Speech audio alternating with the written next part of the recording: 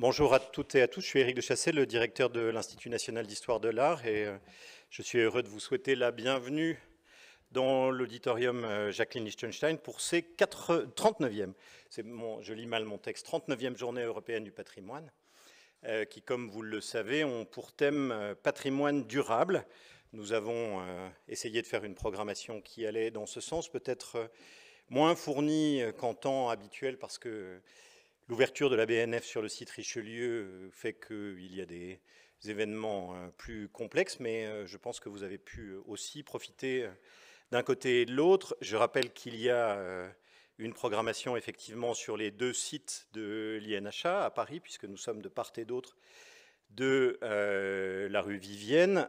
En salle Labrouste, il y a notamment une exposition autour des cartons d'invitation conservés dans les collections de l'INHA, et également conservés aux archives de la critique d'art à Rennes, qui sont la propriété de l'INHA, mais qui sont conservés sur un site extérieur, ce qui pour nous est extrêmement important, que nous puissions travailler avec l'ensemble du territoire national, et que notamment pour ce qui concerne nos collections, elles soient aussi partagées avec un public qui ne soit pas exclusivement parisien, et pas seulement quand il est numérisé, ce qui est le cas de la plus grande partie des collections des archives de la critique d'art, puisqu'elles sont pratiquement toutes couvertes par le droit d'auteur, et que donc nous ne pouvons pas les numériser et les donner à voir à tout le monde en ligne. Par ailleurs, cette exposition, Quand l'art fait un carton, qui a été préparée par l'équipe de la bibliothèque de l'Institut national d'histoire de l'art, et en particulier par Jérôme Delatour, montre que la question de la matérialité des objets, y compris sur des objets qui sont en général aussi peu regardés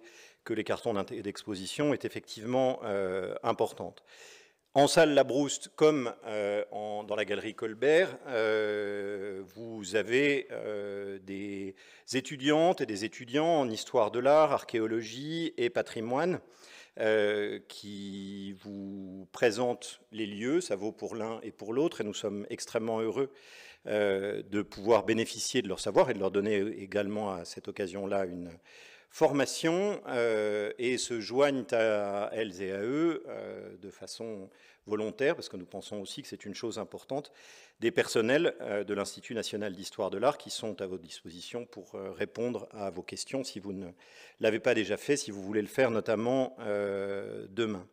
En galerie Colbert, il y a plusieurs expositions, une exposition relativement durable, même si les matériaux dans lesquels elle est réalisée sont particulièrement fragiles et vont se détruire automatiquement sans qu'on ait besoin de le faire pour cela, qui est une exposition de Babi Badalov, une installation qui se trouve ici depuis avant l'été et qui restera encore quelques semaines. L'artiste Babi Badalov a été invité par l'université Paris-Sorbonne, qui est une des universités dont les enseignements d'histoire de l'art et en particulier les enseignements à partir du master et les laboratoires de recherche sont présents sur le site de la galerie Colbert où nous nous trouvons. Il y a également une photographie de deux photographes de l'école de Kharkiv. Nous voulons signaler ici notre soutien continu à l'Ukraine touchée par l'invasion russe. Nous accueillons souvent en collaboration avec d'autres institutions parisiennes des chercheurs et des chercheuses, des conservatrices et des conservateurs ukrainiens, mais aussi biélorusses et russes ayant fui leur pays. Et cette exposition de photographie est un signe de ce soutien. Il est aussi pour rappeler l'intérêt et l'autonomie partielle comme toute création artistique de ce qui peut se faire et a pu se faire en Ukraine, notamment si vous avez vu la petite exposition autour des événements d'Euromaïdan il y a quelques années, quand le soutien d'une partie de la population à l'idée d'une intégration à l'Europe avait conduit à un renversement du pouvoir en place qui était très profondément pro-russe. Dimanche après-midi aura lieu un atelier ouvert à toutes et à tous autour de la restauration par l'association Chercheurs d'archéologie, ainsi que le concours Mon Master en Histoire de l'Art en 180 secondes, qui, du fait de la réouverture de la BNF Richelieu se tiendra cette fois-ci dans l'auditorium Jacqueline Lichtenstein. Je suis sûr que l'intérêt des présentations, pour ce que j'en vois chaque année, fera que nous ne regretterons pas complètement que cet événement n'ait pas lieu dans la salle Labrouste. Comme chaque année, le point fort des Journées européennes du patrimoine à l'INHA est l'invitation d'un chercheur ou d'une chercheuse pour une conférence qui réagit au thème annuel qui nous est proposé. Cette année, en lien avec l'idée de patrimoine durable, l'INHA a convié Mathieu Lours pour évoquer Notre-Dame de Paris, patrimoine durable mais pas immuable, comme vous le voyez ici. Mathieu Lours est historien de l'architecture, spécialiste d'architecture religieuse, en particulier à l'époque moderne. Il est responsable du champ disciplinaire Histoire à l'école de Chaillot, celle qui enseigne les fondements de l'architecture patrimoniale, enfin de l'architecture et de la conservation du patrimoine. Il enseigne également à Cergy Université et en classe préparatoire aux grandes écoles, et il a consacré plusieurs ouvrages à l'architecture religieuse, en particulier à l'architecture de Paris. Je citerai notamment les églises de Paris, du grand siècle aux Lumières, l'autre temps des cathédrales, chez Picard en 2016, Église en ruine au pluriel aux éditions du Cerf en 2020. Ça n'est pas un livre de théologie ni d'apologétique, mais un livre qui étudie la question de la conservation de l'architecture religieuse. Notre-Dame des siècles, une passion française, également aux éditions du Cerf en 2021, et c'est pour cela que nous avons eu l'idée de l'inviter, parce que sa sensibilité à l'évolution des monuments et par exemple le fait de ne pas se préoccuper que de la période d'origine, la période gothique de la cathédrale Notre-Dame de Paris, ni en parallèle de sa restauration par Viollet-le-Duc et d'autres, nous a paru particulièrement intéressante. Le fait de s'intéresser au devenir d'un monument dans la longue période nous semble tout à fait convenir à cette idée de durabilité du patrimoine et de provisionnalité aussi, si je peux me permettre ce terme, de celui-ci. Il sera d'ailleurs invité à intervenir dans le cadre de la série de séminaires Notre-Dame de Paris en chantier, que nous co-organisons avec l'Institut national du patrimoine, qui est aussi abrité par la Galerie Colbert et qui se tiendra à l'INHA à partir du 17 novembre prochain. Nous reprenons un cycle qui a déjà quelques années, puisque nous l'avons débuté ensemble dès après, enfin, en réaction quasi immédiate à l'incendie qui avait frappé le bâtiment. C'est un cycle qui est organisé par l'Association des scientifiques de Notre-Dame et le chantier scientifique de Notre-Dame, et dont le programme est accessible sur l'agenda de l'INHA. Je remercie très chaleureusement Mathieu Lours d'avoir accepté de venir faire cette conférence. Je voudrais remercier, sans rentrer dans trop de détails pour ne pas vous voler trop de votre temps qui est précieux, toutes les équipes de l'INHA qui ont participé à la coordination et à l'organisation de ce week-end, le service des manifestations, le service des moyens techniques, et en particulier Maxime Grel et Ulysse Follet, qui se trouvent derrière la vitre au-dessus de vous, et qui font que cette manifestation peut concrètement avoir lieu, se passer avec des micros qui marchent, des projections qui marchent, et être retransmise ensuite, je ne sais pas si elle est en direct ou si c'est plus tard, sur le site internet de l'INHA. Et puis, remercier le service de la communication également, et surtout l'opératrice de l'ensemble de nos manifestations destinées à un public plus large qu'un public de spécialistes, même si je rappelle que toutes les manifestations de l'INHA sont gratuites et ouvertes au public, qu'elles sont également toutes mises en ligne, sauf celles dont les intervenants nous refusent la possibilité d'une diffusion en ligne, mais sinon cela est fait de façon systématique. Celle qui donc organise ces manifestations plus particulièrement destinées à un public large, Lucie Grandjean, qui a réalisé ça de main de maître. Mais je passe tout de suite la parole sans plus attendre à Mathieu Lours.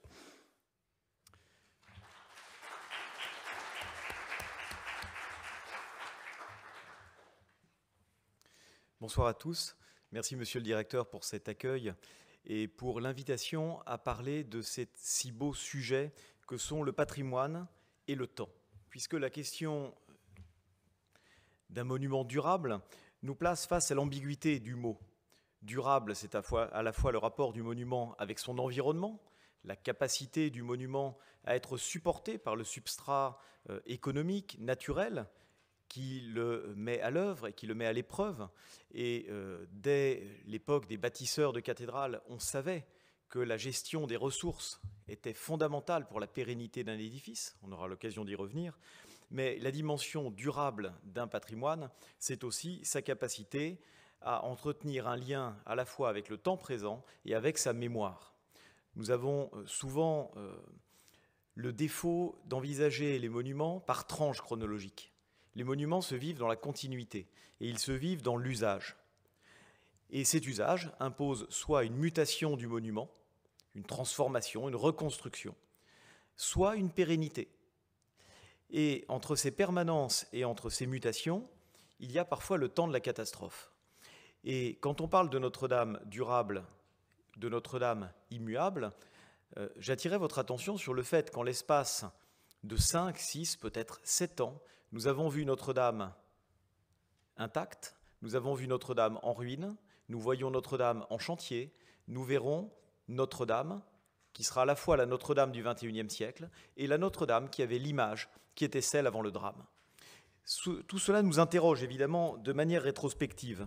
Comment ceux qui ont bâti Notre-Dame, rebâti Notre-Dame, aménagé, restauré Notre-Dame, pensaient-ils ce rapport au temps et la capacité au monument non seulement à incarner un usage qui n'a pas changé depuis 1700 ans, il s'agit du siège de l'évêque de Paris, mais une inscription dans un temps politique qui change, de la monarchie à la République, et dans un temps culturel qui change, de l'unanimisme chrétien, où la religion occupait entièrement le champ du sacré, à un temps aujourd'hui où la sacralisation des monuments participe à un élargissement justement du champ de ce qui est intouchable, ce qui est la définition même du sacré. C'est donc une réflexion sur le temps, une réflexion sur l'héritage. Et déjà, dans l'esprit et dans les intentions des maîtres d'ouvrage qui nous léguèrent Notre-Dame telle qu'elle existe aujourd'hui, cette question de la durée, cette question de la rétrospective, de l'aspect rétrospectif du monument était fondamentale. Notre-Dame durable ne voulait pas dire Notre-Dame immuable, au moins jusqu'au XIXe siècle. Je dirais même que c'est tout à fait logique qu'après l'incendie de 2019, se soit posé la question de savoir si Notre-Dame devait être reconstruite à l'identique ou pas, parce que ces questions-là animent l'esprit des maîtres d'ouvrage depuis des siècles. C'est ce que je vais essayer de vous montrer à travers un parcours chronologique qui portera l'attention, pendant l'heure qui nous est impartie, sur les moments clés où s'est posée la question de l'aspect de Notre-Dame et la continuité ou la rupture avec les usages. On verra également que le temps du monument, c'est le temps très long, mais c'est aussi l'inscription dans l'histoire. Or, l'histoire, les événements, le rôle de Notre-Dame comme église principale de la principale ville du royaume puis de la République imposait aussi que Notre-Dame s'adapte aux grandes cérémonies. Et ces grandes cérémonies étaient liées à des métamorphoses de Notre-Dame sous la forme de grands décors éphémères, où là aussi se posait la question de la réutilisation ou pas de ces éléments. Alors, le premier question que j'aimerais affronter avec vous sur ce rapport entre Notre-Dame et le temps, c'est de revenir au XIIe siècle, au moment où Notre-Dame doit être reconstruite. Je dis bien reconstruite. L'édifice qui est abattu quand Notre-Dame, telle que nous la voyons aujourd'hui, est édifiée, c'est un édifice qui a 800 ans. Imaginerait-on aujourd'hui détruire une église du XIIIe siècle pour reconstruire, pour rebâtir une nouvelle cathédrale? En tout cas, c'est le choix qui a été fait. On va essayer de comprendre pourquoi.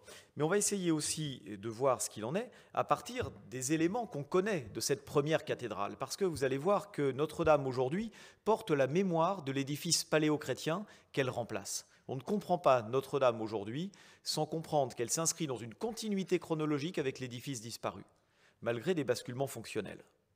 Notre-Dame est née à la fin de l'Antiquité, au moment où Paris, qui a été capitale éphémère de l'Empire à la fin du IVe siècle, résidence impériale plutôt, s'affirme comme la capitale de ce pouvoir qui se pense en continuité avec la romanité, qu'est le pouvoir mérovingien. Clovis était consul, était nommé consul par l'empereur de Byzance.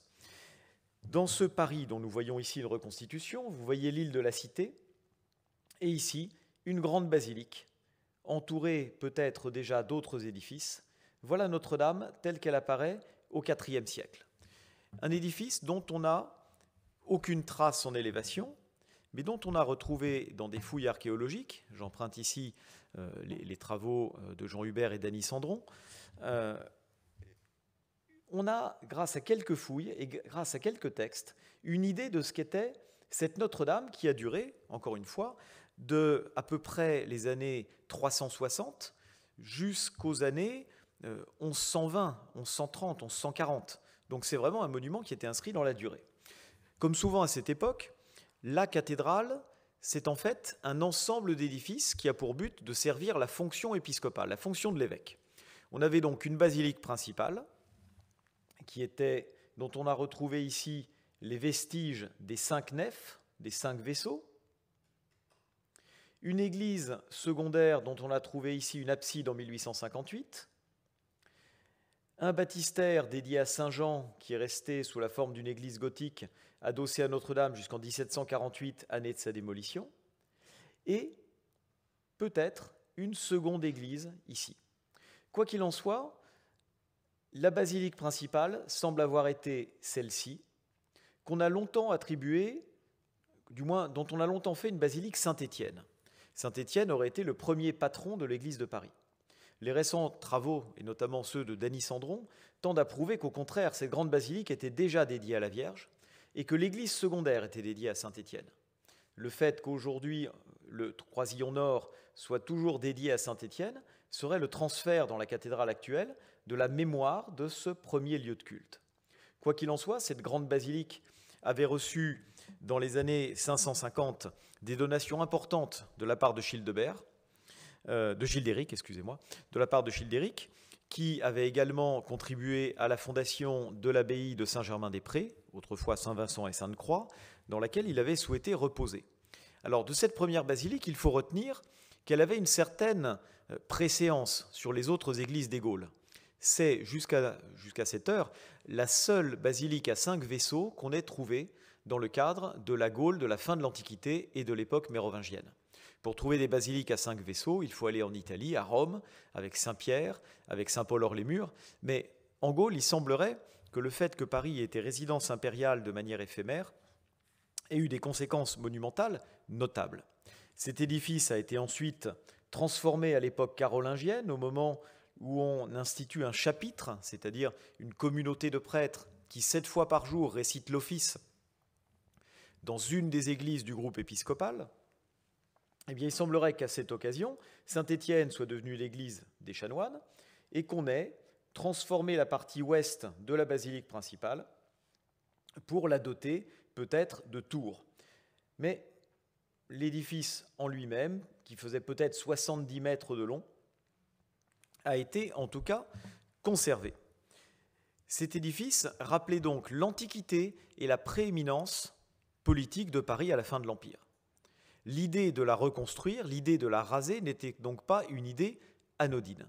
Il fallait que d'une manière ou d'une autre, cet édifice durât dans celui qui allait lui succéder. Et encore une fois, Notre-Dame, telle que nous la voyons aujourd'hui, n'est pas exactement le fruit de la première idée de reconstruction de cette basilique paléochrétienne. Effectivement, Notre-Dame au Moyen-Âge, c'est un édifice qui tend vers la recherche d'un idéal. Et au début du XIIe siècle, dans la première moitié du XIIe siècle, l'évêque de Paris, et en particulier Étienne de Senlis, qui est évêque en 1142, comprend qu'il se passe quelque chose dans le bassin parisien. D'abord, depuis le XIe siècle, on assiste à un mouvement de reconstruction d'églises dans le royaume de France, souvent résumé dans la formule du moine Raoul Glaber, le blanc manteau d'église. Ce blanc manteau d'église, c'est certes la mise en place d'une conjoncture économique favorable, une croissance démographique, mais c'est aussi un besoin de l'Église de disposer d'édifices adaptés à la fonction d'église séculière, fournir aux fidèles des églises vastes où se réunir autour de l'évêque dans une cathédrale, qui soient dotés de systèmes d'images capables à la fois d'émouvoir, d'enseigner et de plaire aux fidèles, placere, docere, movere, la trilogie du rôle de l'image dans les édifices sacrés et dans les édifices politiques. Quoi qu'il en soit, le pape Grégoire VII, en 1075, synthétise ce mouvement dans ce qu'on appelle la réforme grégorienne. Et les évêques partisans de cette réforme décident désormais de ne plus compartimenter les fonctions cathédrales entre plusieurs édifices, la grande église de l'évêque pour les assemblées, l'église des chanoines pour les 7 offices quotidiens et les 2 messes canoniales, le baptistère. On construit une immense cathédrale qui doit balayer les édifices précédents. Mais ne nous y trompons pas. Qu'est-ce qu'on trouve dans les textes de cette époque quand un évêque, au début du XIIe siècle, rase l'ensemble des édifices du groupe cathédral? Eh bien, on lit « restaurare », restaurer, « imitare », imiter. Imiter, restaurer quoi? Restaurer la grandeur de la première basilique. On ne peut pas, au XIIe siècle, avec l'outillage intellectuel du clergé, imaginer qu'on fasse table rase du passé pour reconstruire quelque chose de nouveau, autrement qu'en justifiant cette reconstruction par un regard rétrospectif. Revenir à l'âge d'or. L'âge d'or, c'est le règne de Constantin. Et pour revenir à cet âge d'or, l'architecture gothique doit être en conformité avec la théologie de ces premiers temps de l'Église. C'est vrai pour l'architecture romane, c'est vrai aussi pour l'architecture gothique en ce début de XIIe siècle en Île-de-France. Le gothique naît à Saint-Denis, dans les travaux entrepris par l'abbé Suger à partir de sa nomination en 1122 et jusqu'à la consécration du chœur nouveau de l'abbatiale en 1144. Suger met en forme la pensée qu'il imaginait être celle du saint fondateur qui reposait dans son église. On pensait en effet que Saint-Denis de Paris était aussi Denis l'Aréopagite, le seul membre de l'Aréopage d'Athènes à s'être converti après la prédication de saint Paul, et on pensait que ce Denis l'Aréopagite, qui était le Denis de Paris, était aussi l'auteur du traité, du pseudo-Denis, un traité de philosophie aristotélicienne chrétienne du IVe siècle, qui explicitait l'idée qu'on approchait Dieu à travers le parallèle avec la lumière, Dieu et lumière. Donc voilà ce qui se met en place à Saint-Denis. Mais il ne faudrait pas imaginer que formellement, le gothique est entièrement né à Saint-Denis. Il existait en Île-de-France, dans les années 1130, plusieurs lieux où ces tentatives étaient mises en œuvre. D'abord, premier lieu, c'est l'église Saint-Pierre de Montmartre, dont il reste quelques croisées d'ogives très anciennes. Et puis aussi l'église du prieuré Saint-Martin-des-Champs, actuel Conservatoire national des arts et métiers. Or, qui était prieur de Saint-Martin-des-Champs au tout début des années 1130, où on a des croisées d'ogives qui se mettent en place dans le déambulatoire? Étienne de Senlis, qui devient évêque de Paris par la suite. Et Étienne de Senlis, en 1142, lance une reconstruction de Notre-Dame, dont il ne reste presque rien aujourd'hui. Or, on sait que cette reconstruction était allée très loin, puisque on a, en 1152, la donation par Suger d'un vitrail pour cette église. Si on lui donne un vitrail, c'est qu'au moins dans des parties conséquentes, elle avait été achevée. Et on a retrouvé sous les piliers de la 3e travée de la nef de Notre-Dame aujourd'hui des bases de piliers datables de 1140 environ. Donc on était allé très loin dans cette reconstruction. Et surtout, si vous regardez le portail Sainte-Anne de la cathédrale actuelle, sur le côté droit de la façade, vous voyez ce tympan. Vous voyez que manifestement, il a été retaillé pour s'inscrire dans le tympan actuel. Parce qu'en fait, c'est le tympan du portail principal de l'église reconstruite entre 1142 et 1152. C'est donc un premier projet de Notre-Dame, contemporain des grandes cathédrales comme celle de Sens, par exemple, qui a été voulu ici, avec déjà un propos politique, puisque vous voyez ici un évêque, et en symétrique de l'évêque, un roi qui est en train de déplier un serment, qui rappelle qu'après le sacre de Reims, c'est à Paris que l'évêque que l'évêque de Paris recevait du roi de France revenant du sacre, le serment de la part du roi de défendre les privilèges de l'église gallicane. Notre-Dame n'était ni Reims, on n'y sacrait pas les rois, ni Saint-Denis, on n'y conservait pas les régalias, on n'y enterrait pas les rois. Néanmoins, elle est l'église de l'exercice du pouvoir, parce que le palais royal dans l'île de la Cité est à quelques centaines de mètres à peine.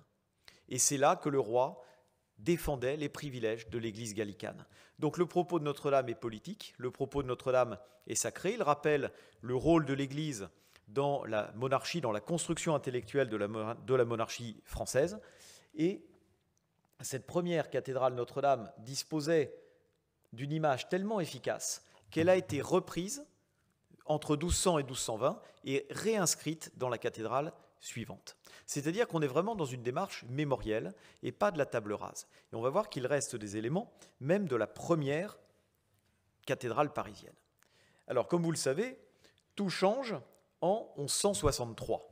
En 1163, le chantier est totalement relancé par Maurice de Sully, par l'évêque, qui décide non seulement de raser ce qui restait de la vieille basilique paléochrétienne, mais ça, et on ne le souligne pas assez souvent, de raser aussi tout ce qui avait été reconstruit il y a à peine une trentaine d'années. Paris n'est pas un cas isolé. À Reims, en 1211, on rase un chœur qui avait été achevé dans les années 1170, qui était flambant neuf, pour reconstruire quelque chose d'encore plus grand, d'encore mieux adapté au sacre. Alors, en 1163, Maurice de Sully lance donc un chantier novateur. Vous voyez ici le phasage du chantier. Vous avez en vert ce qui a été construit entre 1163 et 1182, donc l'ensemble du chœur. Ensuite, le phasage jusqu'en 1200, la nef. Et entre 1200 et 1225, d'abord la façade, puis les deux travées de raccord entre la façade et la nef. Ce qui est essentiel ici, c'est de voir l'ampleur du projet. Maurice de Sully souhaite une cathédrale à 5 vaisseaux. Lorsqu'elle est entreprise, en 1163, il s'agit de la seule cathédrale de France à disposer de 5 vaisseaux, comme par hasard dans la continuité de la basilique paléochrétienne. On ne pouvait pas faire moins que de faire perdurer les spécificités de cette église qui avait commencé à être remplacée et dont on achevait le remplacement. Les dimensions étaient colossales. On sait que l'abbé du Mont-Saint-Michel, en 1177, dit que c'est ce qu'il y a de le plus magnifique et de plus grand qu'il ait jamais vu en matière d'église, puisque le projet fait 121 mètres de long, c'est-à-dire, à l'époque de son lancement, le chantier de Notre-Dame prévoit de construire la plus grande cathédrale, la plus grande église, enfin, du moins la plus grande cathédrale jamais construite en France. En matière d'abbatiale, on avait Cluny, qui était déjà plus vaste. Et cette mise en œuvre d'un chantier extrêmement ambitieux est liée aux ambitions aussi du roi de France. C'est le moment où Paris, progressivement, devient la capitale du royaume. Et donc cette idée de faire perdurer la mémoire des cathédrales précédentes, de reprendre le tympan de la précédente. Vous avez ici une vue d'artiste du chantier, la façade, sur laquelle je reviendrai, mais regardons d'abord Notre-Dame à l'intérieur. À l'intérieur de Notre-Dame, c'est une photographie qui est un petit peu déformée, vous m'en excuserez, mais il y a notamment des tassements sur les colonnes qui sont bien plus élancées, mais elle sert l'idée que je vais essayer de vous montrer. C'est que Notre-Dame, pour Maurice de Sully et probablement déjà pour Étienne de Senlis, c'est la rénovation et pas le remplacement de la basilique précédente. Pourquoi ? Vous voyez la manière dont on a insisté sur l'étalement en largeur de l'édifice avec ces 5 vaisseaux et l'obsession qu'on a eue pour la mise en œuvre de colonnes, qui est l'un des traits de l'architecture paléo-chrétienne. L'emploi de colonnes dans les cathédrales, généralement, se limitait à l'abside, comme c'était le cas à Senlis, dans les cathédrales du XIIe siècle, vers 1150, ou encore des colonnes jumelles, comme à Sens en 1135 environ, mais là, des colonnes à fût unique, avec des chapiteaux dérivés du corinthien, on est vraiment dans l'esprit de la continuité avec l'antique. Et l'emploi de ces colonnes a des conséquences majeures sur la statique du monument, puisque Notre-Dame est voûtée de voûtes d'ogive à 6 parties, ce qu'on appelle des voûtes d'ogive sexpartites. Normalement, on aurait dû avoir ce qu'on appelle une pile forte à la retombée du doubleau ici, de manière à bien tenir l'endroit où la retombée de voûte est la plus lourde, et une pile faible à l'endroit où retombe ici l'arc secondaire. Dans des cathédrales comme celle de Sens, vous avez 2 colonnes à la pile faible et une grosse pile composée à la pile forte. À Notre-Dame de Paris, on renonce à cette alternance. On a des faisceaux de colonnettes identiques qui descendent sur les tailloirs des chapiteaux. Comment réussir à faire cela? Eh bien, en améliorant le contrebutement, avec les tribunes, ça on savait faire, sans doute avec des arcs-boutants, d'après les dernières recherches, même dans le chœur, et aussi et surtout en amincissant les voûtes, en les rendant très légères. Ce qui a posé une réelle difficulté lors de l'incendie de 2019. Cet allègement des voûtes permettait effectivement d'avoir cette structure avec ces colonnes, cette régularité, mais les voûtes extrêmement légères n'ont pas résisté à la chute de la flèche, alors que dans les grandes cathédrales qui ont subi des incendies du même type, comme celle de Nantes en 1972, Chartres en 1836, la voûte a généralement tenu. À Chartres, la voûte n'a pas été crevée en 1836. Alors on accuse parfois Viollet-le-Duc d'avoir surchargé en bois la flèche et l'avoir rendue plus lourde que la flèche des années 1230-1250, mais il y a quand même cette finesse de la voûte de Paris qui est un prodige technique, mais qui handicapait effectivement la résilience du monument face au désastre qu'il a eu à affronter. En tout cas, pour mener un chantier de cette ampleur, une gestion durable des ressources a été rendue nécessaire. Pour construire une cathédrale et assurer la pérennité du chantier, vous avez besoin de ressources extraordinaires. Ces ressources extraordinaires, lorsque vous êtes inscrit dans la féodalité, comme un chapitre cathédral qui possède des fiefs partout en Île-de-France, comme une mense épiscopale qui possède des fiefs également partout en Île-de-France. Comment allez-vous obtenir des ressources qui d'un coup vous permettent de lancer le chantier et de financer les fondations? Eh bien généralement en pratiquant une coupe de bois, une coupe de forêt. Roland Bechmann a écrit un superbe ouvrage qui s'appelle « Aux racines des cathédrales » pour montrer ce rapport entre forêt et cathédrale. Il l'a publié au début des années 1990. Et il montre effectivement qu'il y a un coup à jouer lorsqu'on est un maître d'ouvrage. Vous ne pouvez abattre votre forêt qu'une fois tous les 25 ans. Et abattre la forêt, ça ne sert pas tant à avoir le bois de charpente pour votre cathédrale. Parfois même, on abat une forêt et on va acheter du bois de charpente ailleurs. Ce qu'il faut, c'est récupérer une somme importante l'année où vous abattez votre forêt. Et c'est pourquoi c'est un privilège royal que d'autoriser un chapitre à couper les forêts, pour qu'on ait toujours une pérennité de la ressource. Et ensuite, comment entretenez-vous le chantier? Une fois que vous avez cette première somme, comment allez-vous entretenir le chantier et comment allez-vous assurer l'entretien de ce qui a été construit? Eh bien, grâce à une gestion savante de vos biens-fonds et de votre patrimoine rural. La mise en œuvre au XIIIe siècle de l'assolement triennal en Île-de-France permet aux dîmes d'être conséquentes, puisque la dîme est un impôt proportionnel à la récolte, à peu près 4% en Île-de-France. Si votre rendement agricole est important, vos dîmes seront importantes et votre chantier peut avancer de façon rationnelle sans avoir d'à-coups et sans risquer d'être soumis au bon vouloir des grands donateurs, qui sont souvent d'ailleurs des donateurs ecclésiastiques, dont les revenus viennent à peu près de la même source. Les rois de France ont très peu contribué à Notre-Dame de Paris. On a une donation de Philippe Auguste de 200 livres. À titre de comparaison, Richard Cœur de Lion en donne 2000 à la cathédrale de Rouen. Les rois de France financent surtout les grandes abbatiales. Royaumont, pour Saint-Louis par exemple, est un chantier qui occupe les finances royales bien plus que l'ensemble des cathédrales du royaume. Donc vous voyez qu'on est non seulement dans l'idée d'une ressource qui est durable, mais aussi dans l'idée de la pérennité. Et effectivement, les grands chantiers s'arrêtent ou ralentissent lors du retournement de conjoncture à la fin du XIIIe siècle. Notre-Dame, d'ailleurs, est assez différente, encore une fois, au début du XIIIe siècle, de la Notre-Dame que nous connaissons aujourd'hui. Notre-Dame est arrivée trop tard pour être la première des grandes cathédrales gothiques, c'est Sens qui l'a été. Même la première Notre-Dame est arrivée un peu après, celle de 1142. Notre-Dame est arrivée trop tôt pour être un colosse du gothique rayonnant comme Reims ou Amiens.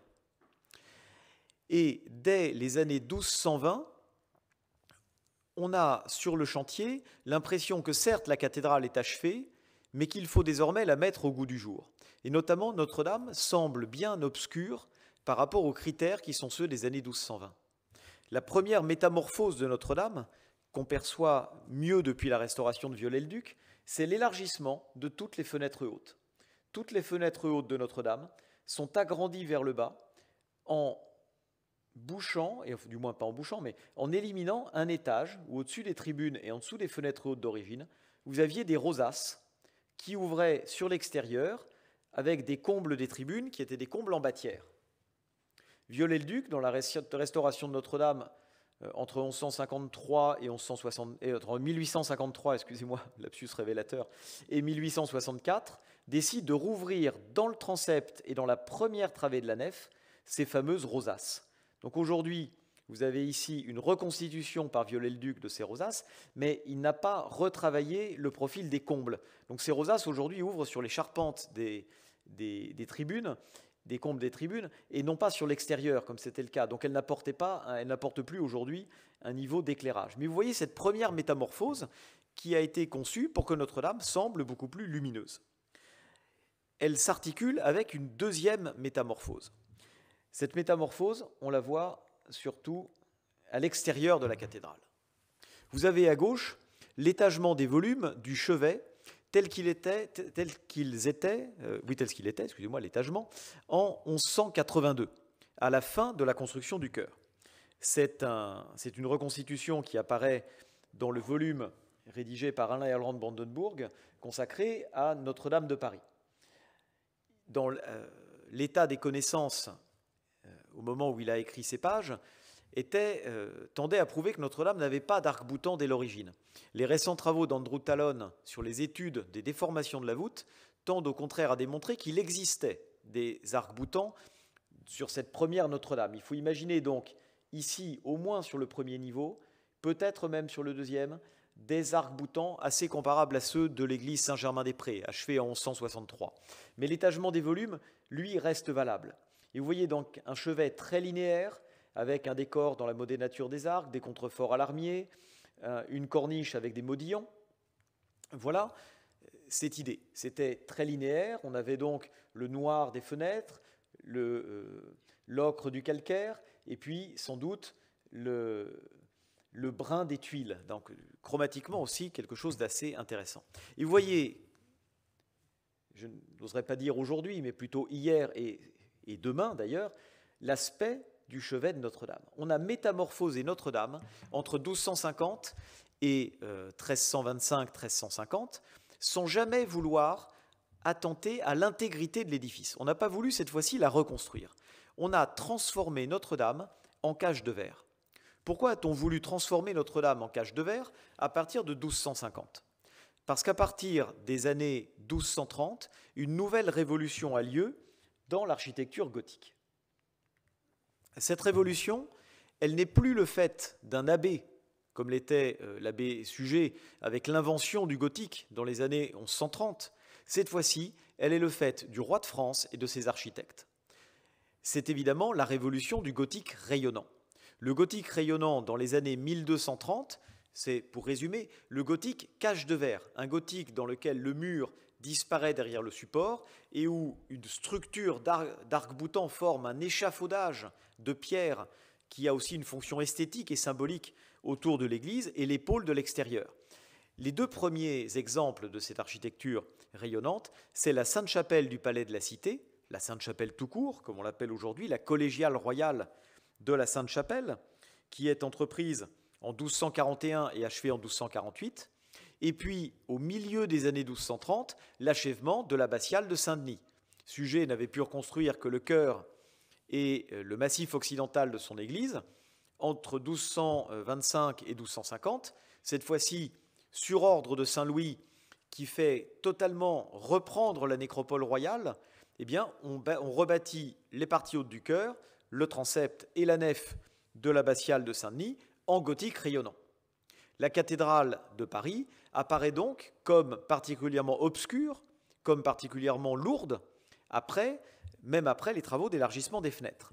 Et sans rien toucher à la valeur mémorielle de son architecture, Notre-Dame va connaître une mutation qui lui a donné presque tout l'aspect extérieur que nous lui connaissons aujourd'hui, à l'exception de la façade, qui elle est à peu près dans son état 1200-1225. Cette mutation, elle passe par la construction d'une reconstruction de toute l'enveloppe extérieure de la cathédrale. Vous voyez ici apparaître en rouge tout le tour de la cathédrale. Et effectivement, qu'est-ce qu'on a fait? Les murs très forts que vous voyez ici étaient à l'origine, entre 1160 et 1250, des murs extérieurs, enfin des contreforts extérieurs. Le mur extérieur était ici. On va élargir la cathédrale en construisant un nouveau mur extérieur, un mur goutreau ici, et on va transformer l'espace qui était entre les contreforts en chapelle. C'est pratique parce que qui dit chapelle dit revenu. Toutes les messes de fondation qui sont célébrées dans ces chapelles sont autant de solutions pour financer l'entretien de l'édifice. Et qu'est-ce qu'on va faire de cette enveloppe extérieure? Eh bien, on va en faire une véritable cage de verre et on va en faire le support d'un décor monumental en confiant ce chantier à certains des plus grands noms de l'architecture du XIIIe siècle, puisque là, on sait à qui on a affaire. On a affaire pour le croisillon sud à Jean de Chelles, dont le nom est gravé à la base du croisillon sud. Les travaux débutent en 1257. Pierre de Montreuil, avec davantage d'incertitude sur l'attribution, aurait repris les travaux. En 1260, on construit la Porte Rouge, qui est la porte par laquelle entraient les chanoines lors des offices ordinaires du côté nord. Et vous voyez que Jean de Chelles a traité cette façade comme une gigantesque cage de verre. Il y a quasiment 200 mètres carrés de vitraux. Et la rosace elle-même s'inscrit dans un espace carré, ajouré seulement au départ. Et Notre-Dame s'inscrit alors au rang de ces trois grandes merveilles. Elle s'inscrit parmi les trois grandes merveilles du premier flamboyant, du premier gothique rayonnant parisien, Saint-Denis, la Sainte-Chapelle et les roses de Notre-Dame. Ces roses qui, à l'intérieur de la cathédrale, sont encore aujourd'hui des éléments records, 13,50 m de diamètre. Ce sont les plus grandes roses qu'on trouve encore aujourd'hui dans une cathédrale. Miraculeusement, leurs vitraux ont été sauvés parce qu'elles ont été considérées, même à l'époque moderne, comme des mirabilia, des éléments merveilleux qui, bien qu'elles soient du goût gothique, méritent d'être conservés comme éléments mémoriels. Et on va voir effectivement qu'au XVIIe et XVIIIe siècle, on a travaillé à sauver ces rosaces. Et vous voyez la manière dont ici les arcs-boutants ont été repris, dont on a doté l'enveloppe extérieure de gables, de balustrades, ici sur les culées des contreforts intermédiaires, des pinacles. Et quand on se promène à Notre-Dame de Paris, ici, sur les terrasses extérieures des toitures, on a vraiment l'impression d'être dans une sorte de forêt de pierre qui est totalement différente de l'esprit qu'on avait lors de la construction du premier monument. Et ici, l'élargissement des fenêtres, la disparition du comble brisé des tribunes du chœur, et puis le rehaussement également des combles. On a rehaussé les combles ici, jusqu'à la réalisation de cette toiture qui a été mise en place sous son aspect actuel. Les dalles de plomb sont fin 14e, début 15e. La charpente, vous le savez, était une charpente du fin 12e, début 13e, avec des éléments de bois des années 1160. On avait tout un assemblage, un réassemblage des bois d'origine. Et donc Notre-Dame prend cet aspect qu'on lui connaît quasiment jusqu'à nos jours, malgré le fait qu'elle ait été retravaillée au XVIIIe et surtout au XIXe siècle.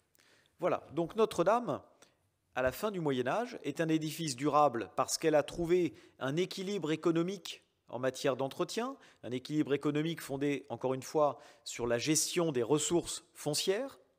Elle a trouvé un équilibre dans son rapport avec le pouvoir politique en place, la monarchie, avec l'institution du chapitre et l'institution épiscopale.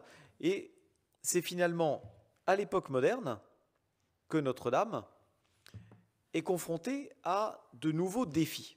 Ces nouveaux défis sont à la fois esthétiques, l'architecture gothique n'est plus au goût du jour. En 1753, l'abbé Marc-Antoine Laugier parle de colifichets tudesques pour décrire les gables et les pinacles des monuments gothiques. Et puis, C'est également la réforme catholique, l'idée qu'on doive théâtraliser davantage les liturgies, même si le chapitre de Notre-Dame va réussir à faire échouer les projets de Louis XIV de déplacement de l'autel au sein de Notre-Dame.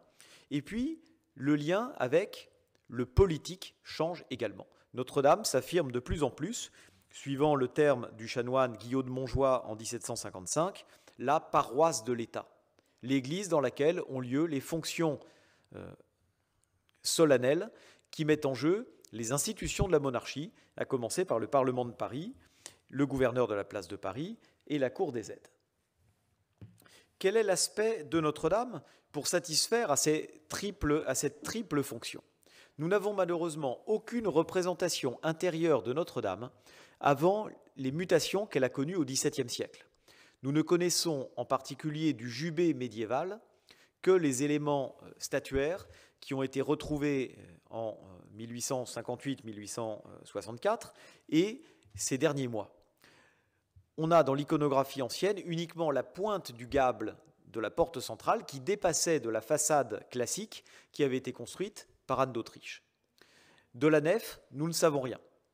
En revanche, du chœur, nous avons cette vue en 1669, à peu près 30 ans avant la rénovation complète du chœur sur ordre de Louis XIV pour accomplir le vœu de son père. À quoi ressemblait ce sanctuaire? Alors il faut imaginer ici un jubé qui a été éliminé par Marot, par le graveur, enfin du moins par l'auteur du dessin préparatoire de la gravure, de manière à montrer comment, lors d'un Te Deum, le chapitre doit aller dans le chœur, et que le bas-chœur va dans le chœur, les chanoines restent ici, mais que les membres du Parlement de Paris et de la Cour des aides, ainsi que du corps de ville de Paris, prennent place dans le chœur. Voilà. Mais vous voyez à quoi ressemblait ce chœur. Ce chœur était organisé autour d'un sanctuaire. L'autel était un autel médiéval, environné de courtines, c'est-à-dire de rideaux. On tirait le rideau pendant la consécration, pendant le canon romain. Au-dessus de l'autel, le dais avec les reliques, le coffre reliquaire du miracle des Ardents, de Sainte-Geneviève. À l'arrière, vous aviez un deuxième autel avec le coffre reliquaire des reliques de Saint-Marcel, le premier évêque de Paris dont la cathédrale possède les reliques. Vous aviez ici une clôture en claire-voie, et ici les stalles du XIVe siècle avec la tenture de la vie de la Vierge qui se trouvait au-dessus des sièges sur le dosseret. Donc jusqu'en 1669, le cadre médiéval, le décor médiéval de Notre-Dame était encore adapté à ce qu'on attendait des fonctions cathédrales. Et sous la plume du clergé de Notre-Dame au XVIIe siècle, au contraire, plus l'édifice conservait ses dispositions anciennes, plus on avait la preuve qu'on avait ici des rites antiques, des rites anciens, qui plongeaient leurs racines dans la première basilique parisienne. La cathédrale, quand on trouve le terme « la cathédrale » au XVIIe siècle, ça peut vouloir dire l'édifice, ça peut vouloir dire aussi le clergé qui dessert la cathédrale par métonymie. Donc les usages sont presque aussi importants que le monument en lui-même. Voilà à quoi ressemble le même chœur, du moins le même sanctuaire, en 1725, après les grands travaux qui ont métamorphosé l'intérieur de Notre-Dame de Paris à l'époque moderne. Aujourd'hui, dans notre siècle de patrimonialisation, on aurait mal imaginé de remplacer totalement un décor médiéval par un décor lié au plus grand nom du grand siècle. Que s'est-il passé à Notre-Dame pour justifier une telle mutation? Eh bien, tout d'abord, une mutation politique. Notre-Dame devient un des sanctuaires mariaux les plus importants de la monarchie française. Elle était déjà, Charles V au XIVe siècle était déjà venu à Notre-Dame implorer l'intercession de la Vierge pour obtenir un héritier. Et en remerciement, il avait institué une messe solennelle à laquelle les rois devaient assister tous les premiers dimanches de l'Avent. Mais Louis XIII, dans sa grande tournée des sanctuaires mariaux en France, Liesse, Chartres, ne néglige pas Paris. Le miracle des Ardents en 1129 faisait de Notre-Dame un sanctuaire marial. Et en plus, il y avait deux statues de la Vierge à Notre-Dame, une sur le jubé depuis 1331, là où se trouve à peu près encore aujourd'hui la statue de Notre-Dame de Paris, Notre-Dame du Pilier, et aussi une Notre-Dame de Liesse, qui était dans l'une des chapelles. 2 miracles ont lieu en 1619 à Notre-Dame de Paris, ce qui attire évidemment le roi. Et le 10 février 1638, c'est le fameux vœu de Louis XIII. Ce vœu de Louis XIII, d'ailleurs, dans le texte, n'a rien à voir avec le fait que Louis XIV soit né au mois d'octobre de la même année. Le roi ne mentionne pas une seule fois dans le texte du vœu l'enfantement à venir de la reine. Il était beaucoup trop tôt, en février d'ailleurs, pour imaginer qu'on puisse déjà publiquement imaginer que la grossesse irait à son terme. Le texte est purement politique. Remercier Dieu pour la gloire qu'il a bien voulu donner à la couronne de France à travers l'intercession de Marie. Et Notre-Dame devient le siège de la procession solennelle instituée le 15 août à Paris et dans toutes les cathédrales de France. C'est-à-dire que Notre-Dame, qui n'est ni l'église du Sacre, ni l'église des obsèques, ni même une primatiale, devient la tête de cette fête qui unit le trône et l'autel sous l'intercession de la Vierge. Et Louis XIII promet de reconstruire le maître-autel de Notre-Dame. Rien n'est fait, sauf Anne d'Autriche, qui fait reconstruire une nouvelle façade au jubé de la cathédrale avec un nouvel autel de la Vierge, transformant totalement l'arrière-plan visuel pour les fidèles dans la nef. Mais pour le chœur, il faut attendre 1699 pour que Louis XIV décide d'accomplir le vœu de son père.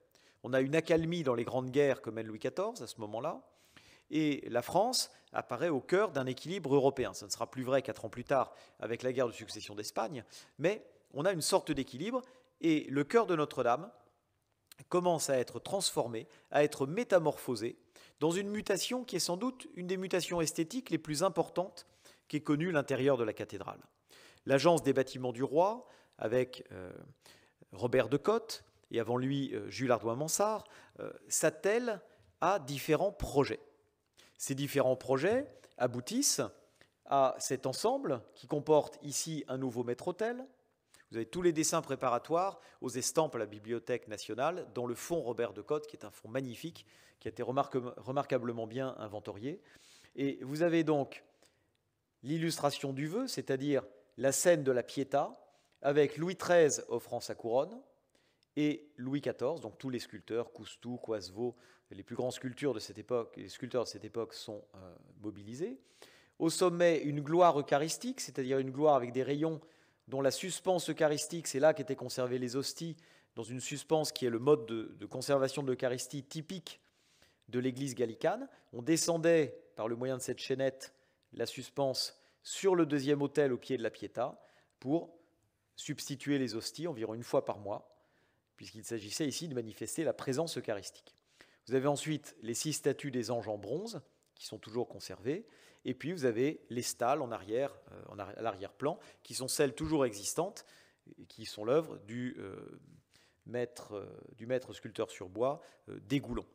Voilà donc ce qui a été réalisé. On a donc transformé l'aspect de Notre-Dame avec ses plaquages en marbre blanc et rouge, avec cette gloire en bois doré. On a transformé totalement l'aspect du chœur, mais il y a une chose qu'on n'a pas transformée, c'est l'emplacement de l'autel. Les chanoines, en effet, étaient tout à fait prêts à accepter une mutation du décor. Ils n'étaient pas plus attachés que Robert de Cotte au fait de conserver un décor gothique dans Notre-Dame. En revanche, ils étaient très attachés au fait qu'on continue à célébrer là où se trouvait l'autel et qu'on n'ait pas à bouleverser les rites qui étaient ceux pratiqués dans Notre-Dame. C'est là qu'on devait toucher à l'immuable. Or, en 1699, Louis XIV avait obtenu des chanoines dans un premier temps qu'on révolutionne totalement l'économie intérieure de Notre-Dame. Voilà 2 des projets d'un autel à la romaine pour être placé dans le transept de Notre-Dame de Paris. Vous le voyez sur le second dessin. Nous sommes ici dans le transept de Notre-Dame. Le chœur est en arrière. On aurait au centre de la croisée élevé un podium sur une dizaine de marches. On aurait placé l'autel de la Vierge au centre, au niveau de la nef, et le maître-autel aurait été placé ici. On aurait donc célébré sur ce maître-autel face aux fidèles et dos au clergé situé dans le chœur.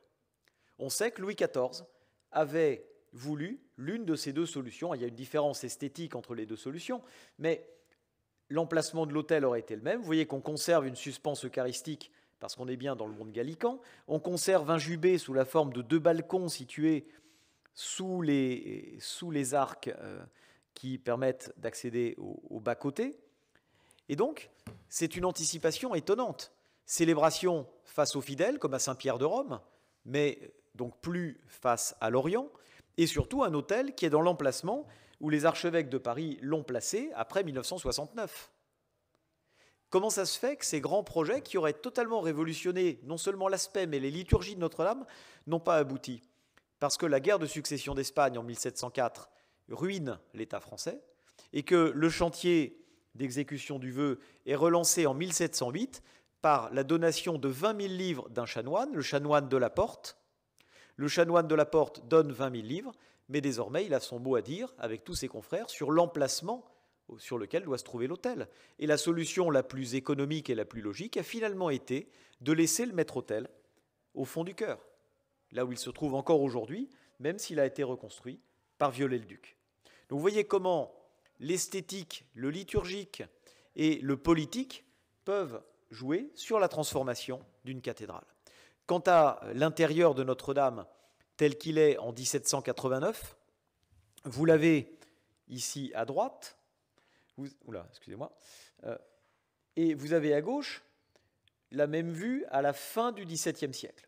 Ici, vous avez donc le jubé avec sa façade revue à l'époque d'Anne d'Autriche, en 1638, avec l'autel de la Vierge.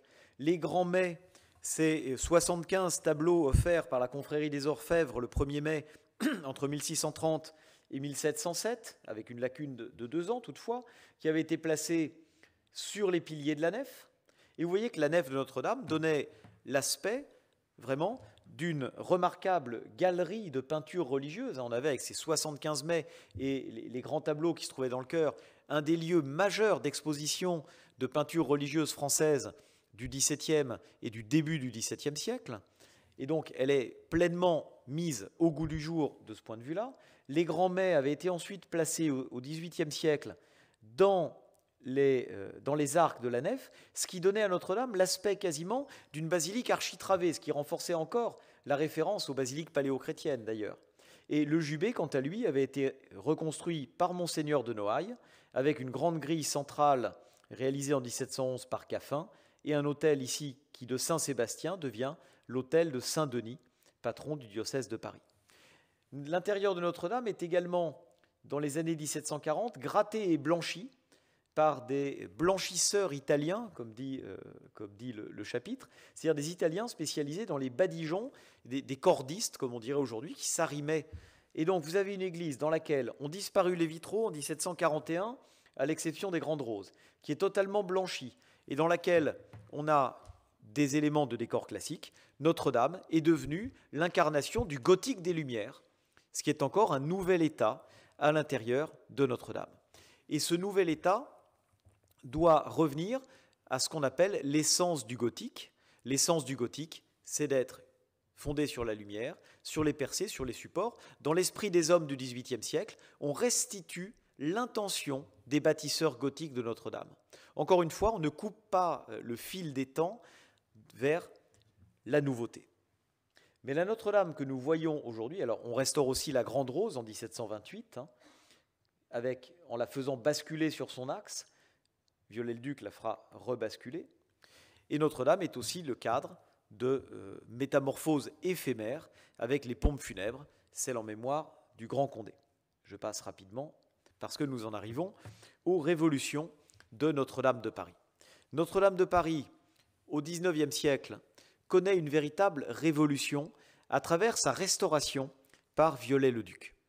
Et là encore, la question de la cohérence du monument est fortement interrogée. Pourquoi cet attrait pour Notre-Dame et plus largement pour le gothique au XIXe siècle? Pourquoi cette grande restauration entreprise à la fin de la monarchie de Juillet et plus essentiellement sous le Second Empire? Eh bien, essentiellement parce que Notre-Dame, comme de nombreuses églises gothiques, a failli voir justement ce fil de la durée interrompu.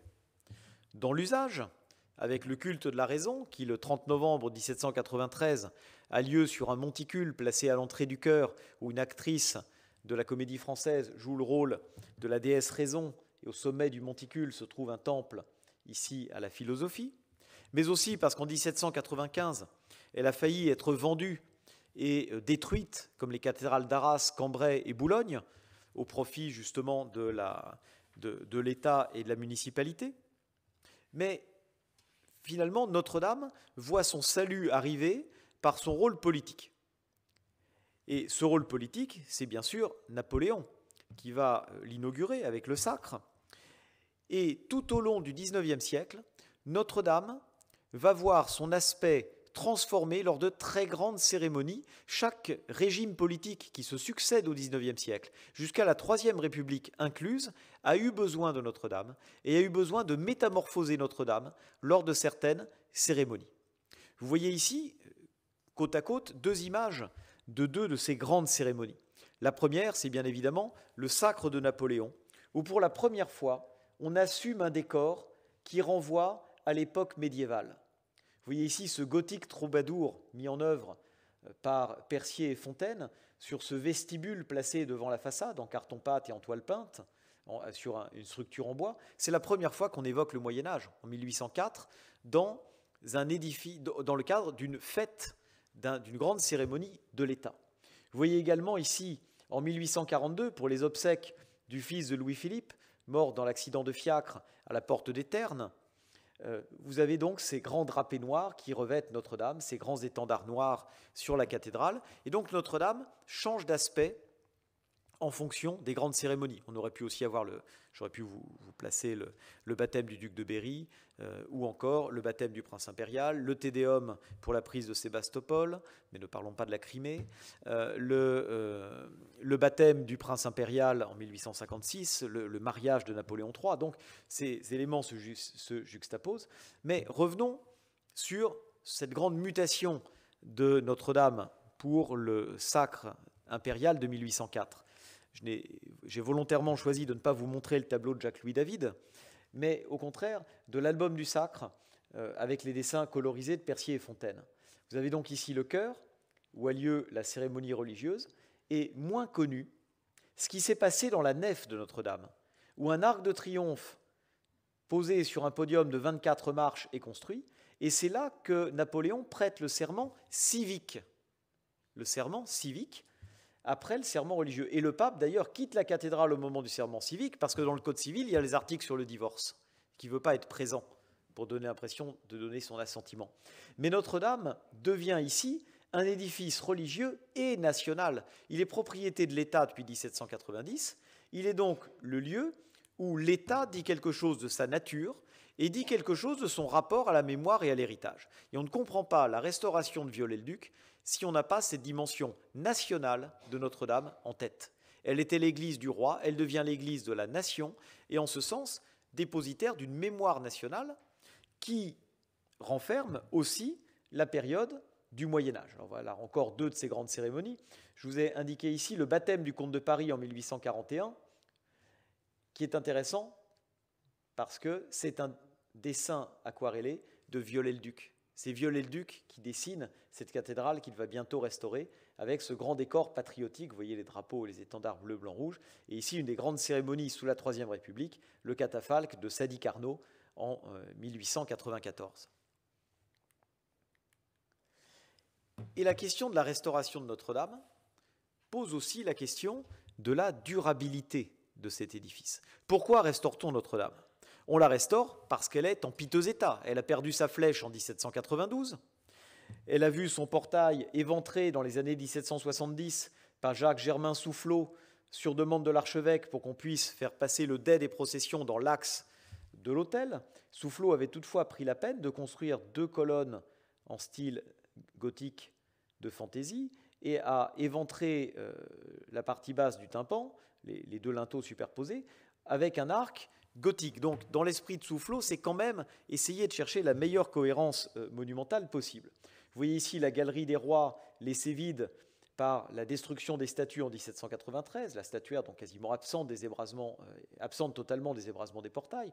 Bon, donc il y a l'idée de revenir à une cathédrale qui soit en bon état. Il y a une question d'état dans cette restauration. Évidemment, la propagande hugolienne avec son roman de 1831 y est pour beaucoup. Mais ça va plus loin que cela. C'est aussi construire une cathédrale idéale. Pourquoi reconstruire une cathédrale idéale ? Certes, au nom de la cohérence du monument. La création des monuments historiques, l'action de Prosper Mérimée à partir de 1831, Ludovic Vitet, puis Mérimée, la liste de classement de 1840, le retour vers un Moyen-Âge, mais pas n'importe quel Moyen-Âge.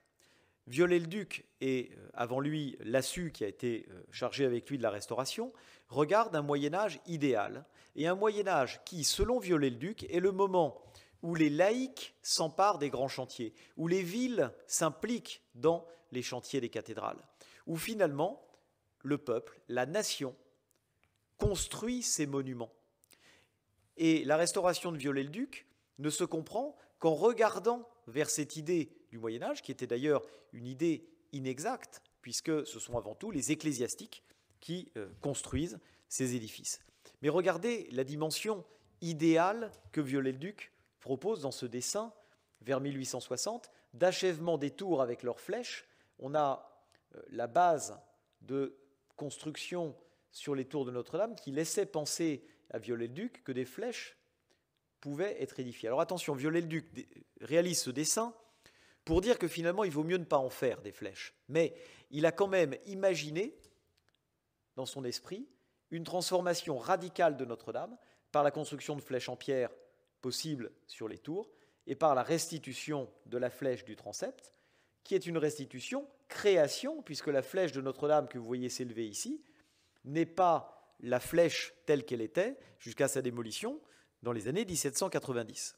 La flèche achevée en 1853 par Viollet-le-Duc, c'est une flèche idéale qui montre jusqu'où auraient pu aller des créateurs des années 1250 pour réaliser une flèche parfaite. C'est aussi une rivalité avec la flèche de Lassus qui vient d'être bâtie sur la Sainte-Chapelle. Voilà, et vous voyez Notre-Dame qui, privée de ses gables et de ses pinacles, avec encore l'archevêché déjà saccagé en 1831 mais pas encore démoli, est en train de se métamorphoser pour devenir la cathédrale d'aujourd'hui. Cette cathédrale qui est un rêve de pierre, donc la cathédrale d'aujourd'hui ou plutôt d'avant-hier et de demain, et cette cathédrale avec un peuple de pierre qui n'a jamais existé au Moyen-Âge.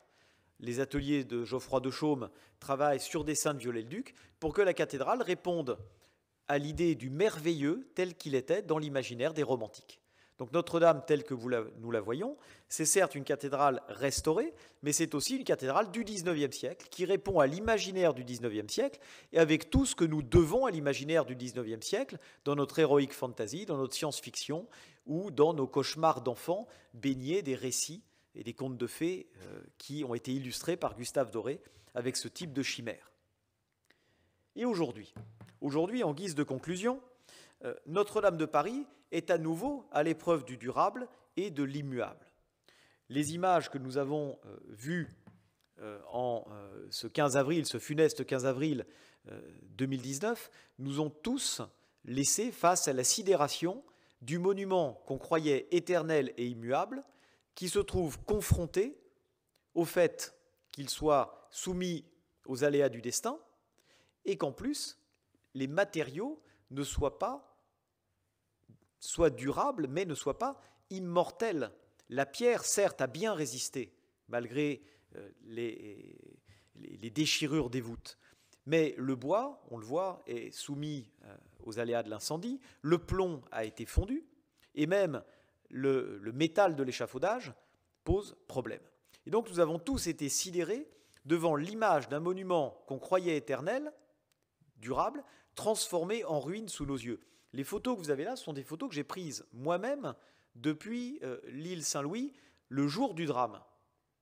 Et ces images, évidemment, nous ont tous mis à l'épreuve de ce qu'est le sublime, ce moment où on est à la fois terrifié et fasciné. Et vous voyez ici donc le brasier solaire et le brasier de l'incendie. Comment ne pas penser à Turner, comment ne pas penser aux grandes images, justement, du drame romantique qui s'est joué ici. Et donc nous avons tous été marqués par cette image. Et après la Notre-Dame du drame, c'est cette Notre-Dame-là qui nous a évidemment sidérés. Quand on était dans cette Notre-Dame, nous sommes confrontés à un endroit où sensoriellement tout a changé. L'odeur de bois brûlé, qui se mélange avec l'odeur de cire et d'encens, l'humidité de l'eau d'extinction des incendies, et surtout cette lumière extérieure à l'intérieur de l'édifice. Les vitraux totalement éteints parce qu'ils ne sont plus transparents dans un sens, mais en fait dans deux sens, et puis cette lumière solaire qui vient lécher ici les surfaces murales. Et puis, en levant les yeux, voir les tours depuis les galeries du chœur. Et là, on est face quasiment au tableau d'Hubert Robert devant la démolition de l'église Saint-Jean-en-Grève au début du XIXe siècle. On aurait besoin presque d'un peintre ruiniste pour montrer cet instant. Et cette Notre-Dame pantelante, ouverte, évidemment, nous met face à l'idée de comment reconstruire. Est-ce que, comme Viollet-le-Duc, on doit placer Notre-Dame dans un état immuable, dans un état idéal, du Moyen-Âge? Est-ce qu'on doit, comme au XVIIe siècle et au Moyen-Âge, entretenir des continuités mais avec une esthétique du temps présent? Ou est-ce qu'au contraire, comme au XXIe siècle, dans nos doctrines patrimoniales du XXIe siècle, on doit revenir au dernier état connu? Comment rendre Notre-Dame, finalement, au continuum historique? Alors ça, c'est Notre-Dame en chantier, cet incroyable chantier qui est aussi un moment de l'histoire de Notre-Dame, avec cette pierre prise en sandwich entre les contreforts en bois à l'extérieur et les échafaudages en métal à l'intérieur. C'est aussi une autre Notre-Dame. Et quelle Notre-Dame pour le futur? Alors, la première idée a été celle d'un concours international où les plus grands architectes auraient pu proposer une Notre-Dame suivant ce qui était l'esprit du Moyen-Âge, reconstruire un édifice blessé dans l'art du temps, tout en entretenant les continuités.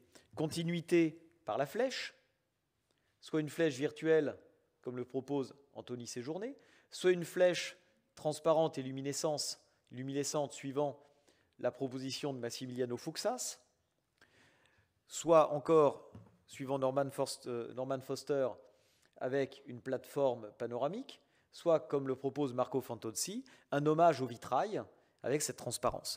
D'autres projets, que je ne présenterai pas ici, proposaient une lecture littérale de la notion de développement durable, avec un toit végétalisé qui aurait été autonome, avec une ouverture sociale, avec un espace de convivialité sur cette toiture, et donc une lecture du durable qui était le plaquage sur le monument de la durabilité contemporaine. Ça aurait été une solution. Néanmoins, ce qu'il faut remarquer, c'est que finalement, ce qu'il a emporté pour Notre-Dame de demain, ça c'est la Notre-Dame d'aujourd'hui, c'est ça. Notre-Dame d'hier, la patine en moins, parce qu'évidemment, la patine de la toiture ne sera pas présente. Mais c'est l'idée d'une résilience du monument qui dit deux choses sur l'époque contemporaine. Premièrement, c'est qu'on va respecter l'esprit des grandes chartes patrimoniales. Athènes, Venise, Cracovie. On connaît le dernier état de Notre-Dame. Elle relève de l'excellence esthétique et architecturale. C'est une œuvre de Viollet-le-Duc, ce qui a été détruit. Et qui plus est, on a les moyens techniques de revenir à ce dernier état connu avant le drame. Deuxièmement, ce drame ne renvoie à aucune mémoire, si ce n'est à lui-même. Notre-Dame n'a pas été victime de bombardements ou d'attentats. Dans l'histoire de la France, elle ne renvoie pas à un drame collectif. En revanche, elle renvoie à une époque, et je pense que le président de la République l'a senti, qui a besoin de revenir à un état antérieur. Le monde d'avant la pandémie, d'avant la guerre, c'est ça peut-être que Notre-Dame devra historiquement incarner en 2024, à l'achèvement du chantier et au moment où cette flèche reviendra. En ce sens, nous avons rompu avec la notion de durée telle qu'elle était à l'époque du Moyen-Âge. Nous avons aussi rompu avec la notion de durée telle qu'elle était à l'époque de Viollet-le-Duc, puisque nous n'allons pas proposer un état idéal. Mais nous sommes dans cette durée du XXIe siècle qui essaye de faire la part des choses entre la préservation de l'environnement, et effectivement, le bois qui va être utilisé pour la charpente est un bois qui a été coupé dans des forêts qui sont gérées suivant ces principes-là, mais aussi la façon dont le durable renvoie désormais à la manière dont on articule l'histoire et la mémoire. Notre-Dame entrera dans l'histoire comme ayant été restaurée à l'identique de ce qu'elle était jusqu'au 15 avril 2019, mais elle entre dans une mémoire nationale et elle interprète et elle appartient à la nation, non seulement avec ce que l'incendie voulait dire, mais avec ce qui s'est passé pendant cette phase de reconstruction. En ce sens, les historiens qui, dans un siècle, parleront de la reconstruction de Notre-Dame, en diront autant sur le monument que sur l'époque où sont intervenus les travaux. Et effectivement, tous les monuments, et je conclurai de cette manière-là, sont à cheval entre une lecture diachronique, le fil des siècles, y compris sous leur forme disparue, et puis ces synchronies très fortes, ces moments clés de leur histoire qu'il nous incombe d'écrire. Je vous remercie.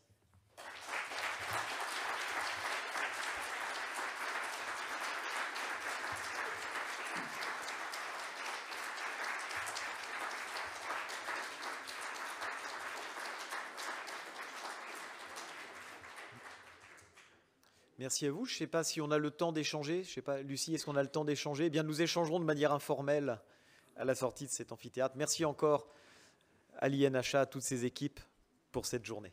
Merci à vous.